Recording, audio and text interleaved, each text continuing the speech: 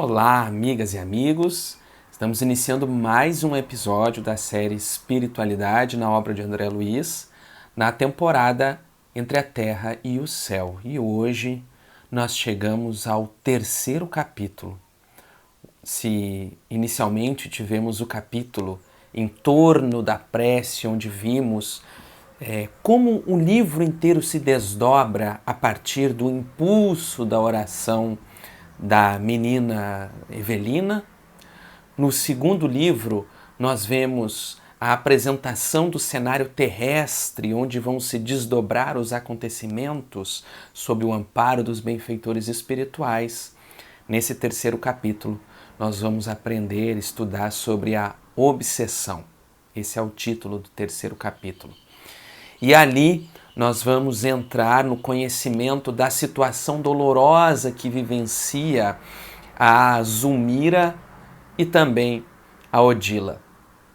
Nós somos apresentados logo a uma cena dessa jovem de em torno dos seus 25 anos, como descreve André Luiz, deitada numa cama, numa posição que lembra muitos estados depressivos, extremamente abatida e, como descreve o benfeitor espiritual, sob a influência como que de alguém que exercesse um cuidado, como se estivesse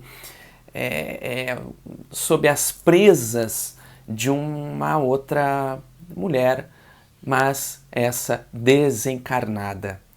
E o Espírito André Luiz vai nos relatando que a posição como ela se colocava junto da companheira Zulmira deitada era como de alguém que protegia mesmo alguém, né? Como alguém que protegia algo que lhe pertencia. E, no entanto, nós vamos ver que pela configuração das suas vibrações, pelas energias que ela irradiava, nós vamos ver que era alguém que estava em profundo desequilíbrio. E o André descreve que ela distendia fios escuros que envolviam a companheira encarnada e ela exercia então essa influência espiritual negativa. Recostada num travesseiro de grandes dimensões, dava a ideia de proteger a moça indiscutivelmente enferma. Contudo, a vaguidão no olhar e o halo obscuro de que se cercava não nos deixava dúvidas quanto à sua posição de desequilíbrio interior. Conservava a destra sob a medula alongada da senhora vencida e doente, como se quisesse controlar-lhe as impressões nervosas e fios cinzentos que lhe fluíam da cabeça à maneira de tentáculos de um polvo, envolviam-lhe o centro coronário, obliterando-lhe os núcleos de força. André relata que as duas estavam como que indiferentes à presença de tanto ele, André, quanto Clarencio e o outro companheiro que estava junto, o Hilário. E o que acontece? Eles identificam a cena como sendo ali verdugo e vítima. Esse é um ponto muito importante das obras de André Luiz e que nós vamos ver ao longo de todo aqui o livro Entre a Terra e o Céu. Muitas vezes André descreve uma cena em que nós temos um impulso de pré-julgamento, de entender que ali há verdugo e vítima, há alguém que precisa ser exortado ou que precisa ser afastado, que precisa ser repreendido, e os benfeitores espirituais vão mostrar outras visões, outras formas de lidar com a situação, que não seja pela força, pela violência ou pela reprimenda dura, insensível. E aí o benfeitor espiritual começa a explicar que a desencarnada era Odila, a primeira esposa de Amaro, que pelo desequilíbrio também das suas emoções, pela necessidade de cultivar um afeto também exclusivista, não compreendia a nova configuração do lar que ficara na terra. Ele diz: dolorosamente transfigurada pelo ciúme a que se recolheu, empenha em combater aquela que considera inimiga, imantando-se a ela pelo veículo perispirítico na região cerebral, dominando a complicada rede de estímulos nervosos e influenciando os centros metabólicos, com o que lhe altera profundamente a paisagem orgânica. Então, o seu corpo físico, a sua saúde estava já sendo alterada por essa influência constante e intensa que acontecia, que se dava da Odila sobre a Zulmira, Odila desencarnada, Zulmira encarnada. Mas como elas se conectaram? Como pode? Por quê? Inclusive, é uma pergunta que o André faz, mas por que não há reação por parte da perseguida? Por que a Zulmira não reage ante essa influência tão perniciosa que lhe deixa abatida dessa forma? E o benfeitor diz assim, Clarence, porque Zulmira, a nossa amiga encarnada, caiu no mesmo padrão vibratório. Ela também devotou ao marido, se devotou ao marido com egoísmo aviltante. E aí aqui, esse é um ponto muito importante desse capítulo e de toda a obra. O ciúme, as emoções em desequilíbrio, os nossos desejos incontidos que nos levam por caminhos muito dolorosos e que nos arrastam a situações deprimentes, que nos desequilibram profundamente, geram enfermidades, geram vínculos espirituais. Odila e Zulmira se vincularam porque nutriam um sentimento semelhante, tinham formas de ver o relacionamento semelhantes e se vincularam por uma situação extremamente dolorosa que vai acontecer e que nós vamos acompanhar. A Zulmira, tinha um profundo ciúme da relação do companheiro Amaro para com os filhos que ele teve com a primeira companheira que desencarnou, tanto a Evelina quanto o Júlio, o pequeno Júlio. Mas, especialmente com o pequeno Júlio, ela tinha muita dificuldade. Quando ele dedicava carinhos e afetos, ela chorava, ela ficava com raiva escondida e começava a acalentar um desejo de que ele sumisse, de que ela pudesse ficar sozinha e ter o amor exclusivo para si. E como nós vimos no primeiro capítulo, todo desejo é manancial de poder. Nós temos responsabilidade por aquilo que cultivamos em nosso íntimo, que passamos a desejar e criar à nossa volta. Nós temos responsabilidade quando não damos nova direção ao nosso pensamento.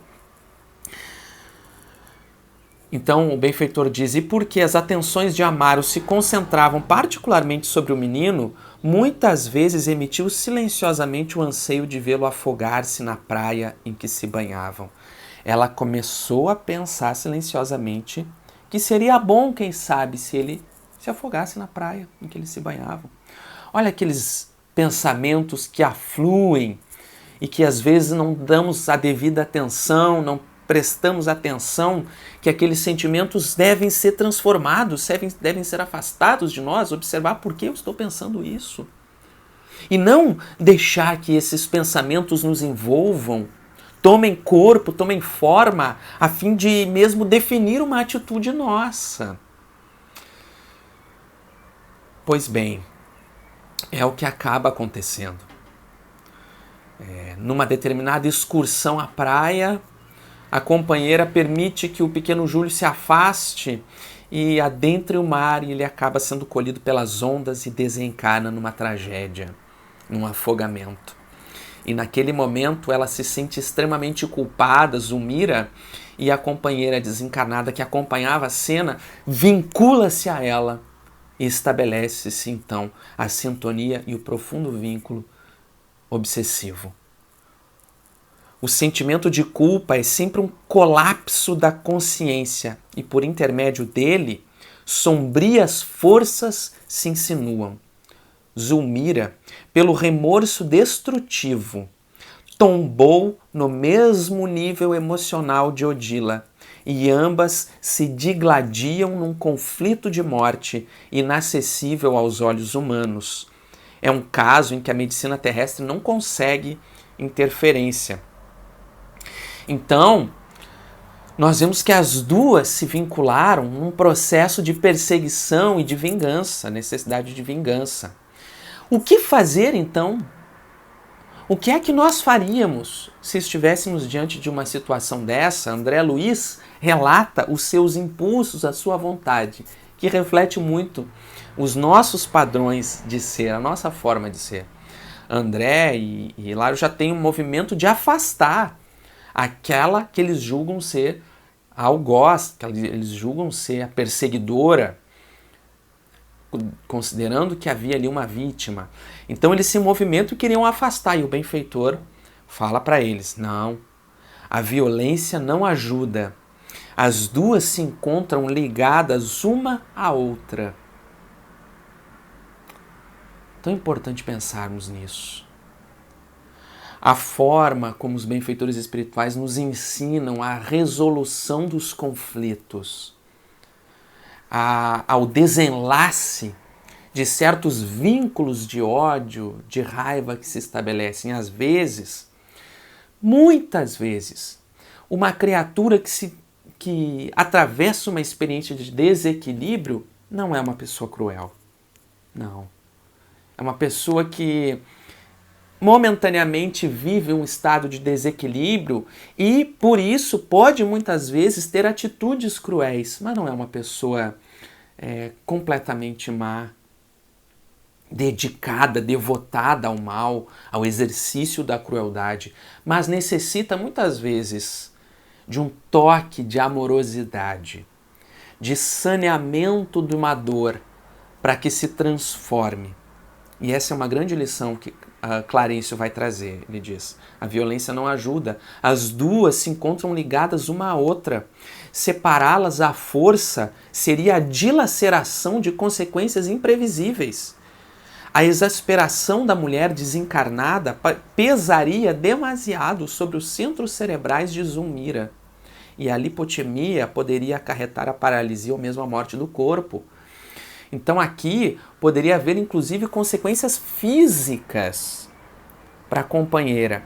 Por isso os processos de trabalho mesmo, no exercício desobsessivo, precisam ser trabalhos amorosos, de esclarecimento das mentes que se encontram envolvidas no processo. Por isso a importância do Evangelho no Lar, da leitura edificante, de assistir uma palestra, uma exposição doutrinária que faça repensar formas de agir, sentimentos, educar emoções, que faça com que a pessoa possa abrir caminhos de renovar formas de ver a vida e de agir.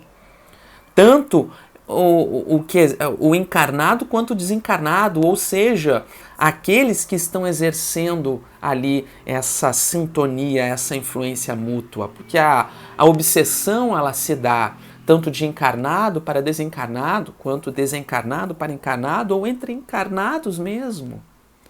Essa influência constante que um espírito exerce, negativa, que um espírito exerce sobre outro. Então é preciso transformar a forma de pensar. Mas então, clamou Hilário contrafeito, como extinguir essa união indébita, que ele já julgava ser indébita? Não será justo afastar, veja só, o algoz da vítima? Então ele já pressupõe que há ali um algoz e uma vítima. E aí Clarencio sorri e fala, aqui o quadro é diverso. Na esfera carnal, a cápsula física é precioso isolante das energias desequilibradas da nossa mente. Entretanto, em nosso plano de ação, no problema que observamos, essas forças desdobram ameaçadoras sobre a infortunada mulher, cujo corpo pode ser comparado a uma lâmpada de fraca receptividade, sobre a qual seria perigoso arremessar uma corrente superior à capacidade de resistência que se enquadra. A lâmpada queima. Se nós pegarmos uma lâmpada de 110 volts e ligarmos numa corrente de 220, ela queima. O filamento não dá conta. É a mesma comparação que o benfeitor faz aqui. A inutilização seria completa. Mas o que fazer então? O que fazer diante desse quadro do processo obsessivo que se instala? Os benfeitores foram convocados pela prece a, de alguma forma, auxiliar. E aí Clarencio esclarece. Será precisamos atuar na elaboração dos pensamentos da infortunada irmã que tomou a iniciativa da perseguição. Não há violência no processo desobsessivo. É o que o benfeitor Clarencio traz para a reflexão. Não pode haver violência nesse processo. Por quê? Nas obras de André Luiz nós vamos ver isso constantemente. É muitas vezes aquele próprio espírito que inicialmente exerce o papel de obsessor que será o trabalhador do bem que vai auxiliar aquele que era o seu perseguido no restabelecimento da sua saúde, da sua harmonização, assim que consiga reharmonizar-se. Porque esse é o grande objetivo da vida do universo, da vontade divina, que nós nos reconciliemos e nos amparemos mutuamente. É essa a lição central do livro Paulo e Estevão, em que Estevão, que seria a vítima de Paulo, acaba sendo justamente aquele que vai ampará-lo, auxiliá-lo. E aqui, no livro Entre a Terra e o Céu, nós vemos esse caso em situações do nosso cotidiano, do nosso dia a dia, que podem ser a minha, podem ser a tua. Pode ser uma situação como a que você está vivendo, como eu estou vivendo. Então ele diz, é imprescindível dar outro rumo à vontade dela, deslocando-lhe o centro mental e conferindo-lhe outros interesses e diferentes aspirações. É um processo de evangelização do coração. Mas, para essa ação é necessário planejamento, é necessário atuação de forma racional, pensada, planejada. Não bastaria, naquele caso, meras palavras. Não bastariam meras palavras. Uma simples doutrinação daquele espírito, da Odila. Era preciso alguém que trouxesse um toque de amorosidade. Alguém que irradiasse um profundo amor para transformar aquele coração e despertá-la para o desatino que ela estava vivendo. Como poderia? E quando ela tem uma breve percepção da presença dos benfeitores, ela se agarra, e nós vemos a cena que é uma cena dolorosa, impressionante, ela se agarra, ela desencanada, se agarra a Zulmira e fala, ela é minha, eu não vou permitir, ela é assassina, eu não vou permitir que libertem ela. Olha o nível de desequilíbrio. E eu não vou dar spoiler do livro, para quem não leu ainda, mas essa Odila que nós estamos acompanhando agora, vendo aqui, exercendo esse processo obsessivo, parecendo alguém cruel, nós vamos nos surpreender muito ao longo do livro com ela. Que essa é a nossa história também. Então, o benfeitor diz assim, a questão nesta casa realmente surge melindrosa. É necessário buscar alguém que já tenha amealhado na alma bastante amor e bastante entendimento para conversar com o poder criador de renovação. Refletiu alguns instantes e aduziu. Contamos em nossas relações com a irmã Clara. Irmã Clara. Rogaremos o concurso dela. Vamos pedir ajuda à irmã Clara nesse caso. modificará Odila com o seu verbo coroado de luz, inclinando-a ao serviço de conversão própria.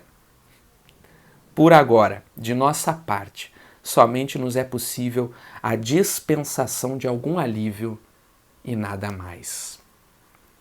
E aí, mais adiante, nós vamos conhecer esse espírito inspirador, a irmã Clara. Mas, no próximo capítulo, nós vamos ver Zulmira adormecendo no corpo físico, afastando-se temporariamente pelo sono, e o encontro entre as duas, Odila e Zulmira no mundo espiritual.